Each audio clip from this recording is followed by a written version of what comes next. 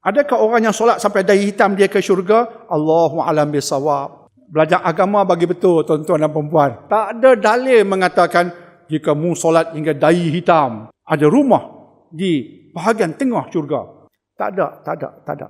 Tiba-tiba saya tersedar, rupa-rupanya orang tertipu maksudnya tertipu dengan tafsiran salah. Bukan tertipu dengan Quran. Tertipu dengan tafsiran salah, tapi dia ambil dari ayat Quran. Bila Allah cerita tentang Muhammadur Rasulullah wallazina ma'ahu asyiddahu 'alal kufar, panjang ayatnya, Allah cerita Muhammad Rasulullah dan orang-orang yang bersama Muhammad, ini para sahabat.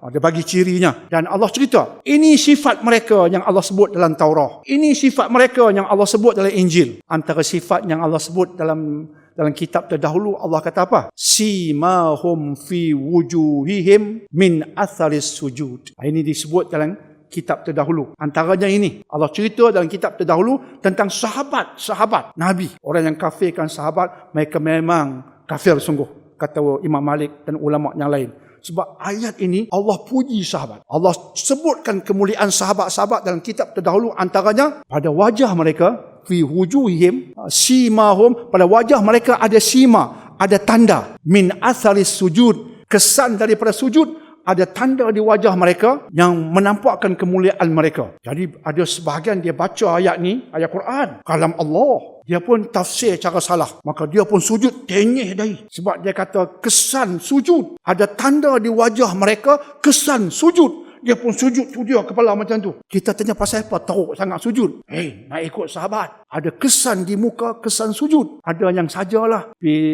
ambil benda hitam sikit, buh sikit ya. Tapi masa sujud tenyih. Dia pun nampak besar sikit. Allah buat warak, Allah. Inikah tanda ahli syurga? Bohong besar. Rupanya kata Umar Al-Khattab radhiyallahu anhu mentafsir ciri sahabat, dia bukan begitu. Sebenarnya tanda tu keluar kat muka dari hati. Bila hati itu beriman, ikhlas, sentiasa zikir, hati itu sentiasa zikir, ingat Allah selalu, istighfar selalu, tak dengar suara istighfar, tapi hati istighfar, merendah diri, kata Umar Al-Khattab, keluar cahaya iman ke muka. Keluar. Sebab itu kadang-kadang kita pergi ke Mekah, jumpa orang yang kuat beribadah, tengok muka bersinar.